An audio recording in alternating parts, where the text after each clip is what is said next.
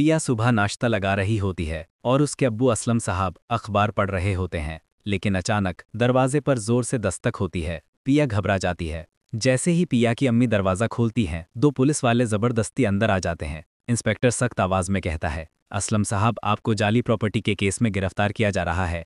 हमें आपको थाने ले जाना होगा। पिया चीख पड़ती है, क्या? मेरे अब्बू ने कुछ नहीं किया, ये झूठ है। असलम साहब कहते हैं, पिया बेटा, घबराना मत, सनवाल से मदद ले लेना। पुलिस उन्हें पकड़कर ले जाती है। पिया जमीन पर बैठकर रोते हुए कहती है, अब्बू। तभी टीपू जब असलम साहब के घर पुलिस देखता है तो सनवाल को बताता है। सनवाल तुरंत पिया के घर पहुंचता है।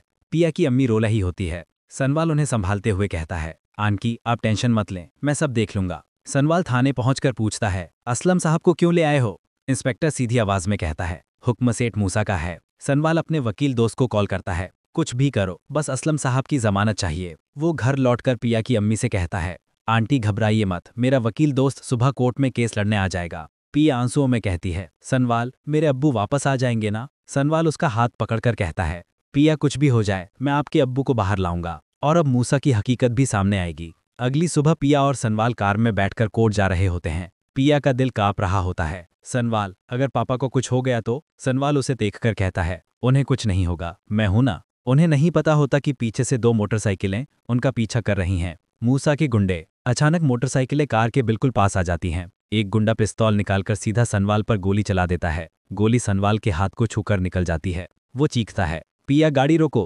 पिया हड़बड़ाकर गाड़ी रोकती है। सनवाल दर्द से तड़प रहा होता है। पिया उसे पकड़कर रोती हुई कहती है, सनवाल प्लीज होल्ड ऑन, मैं एम्बुलेंस बुलाती हूँ। वो कॉल करती है, कृपया जल्दी एम्बुलेंस भेजिए। सनवाल जमीन पर बैठकर कहता है, पिया मैं ठीक हो जाऊंगा, तुम रो मत। एम्बुलेंस आती है और सनवाल को अस्पताल ले जाया जाता है। पिया अस्पताल के बाहर बैठकर दुआ कर रही होती है, सनवाल तुम्हें कुछ नहीं होना चाहिए। कुछ देर बाद डॉक्टर आते हैं। पेशेंट की जान बच गई है, गोली हाथ को छूकर निकली है। पिया आंसुओं के बीच मुस्कुरा देती है, शुक्र है।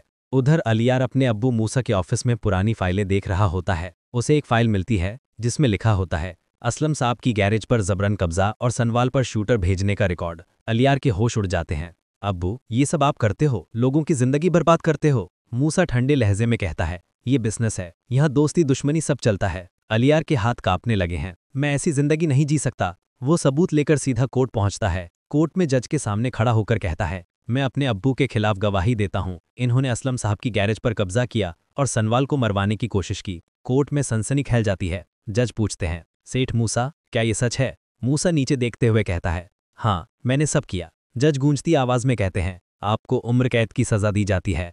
हटकड़ियों की आवाज अदालत में गूंजती है। कुछ देर बाद असलम साहब जेल से रिहा हो जाते हैं। सनवाल बंधे हुए हाथ के साथ आगे बढ़ता है, असलम साहब, लेकिन असलम साहब उसे गले लगा लेते हैं, बेटा तुम्हारा एहसान जिंदगी भर नहीं चुका सकता। घर पहुंचकर असलम साहब कहते हैं, इस जुम्मे पिया और सनवाल का निकाह होगा। पिया और सनवाल एक दूसरे को देखकर मुस्कुराते हैं। निकाह का दिन आता है। पिया सचकर बैठी होती है। मौलवी साहब पूछते हैं, पिया क्या तुम्हें ये निकाह कबूल है?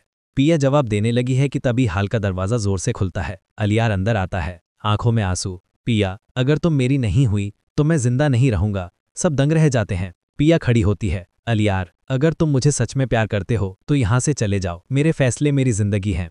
अलियार चुप हो जाता है, मुड़कर बाहर चला जाता है। सड़क पर आगे जाते हुए उसका एक्सीडेंट हो जाता है। लोग जमा हो जाते हैं और अलियार वहीं दम तोड़ देता है। उधर हॉल में मौलवी साहब दोबारा पूछते हैं, पिया अब बताओ क्या तुम्हें ये निकाह कबूल है? पिया आंखें बंद करके कहती है, कबूल।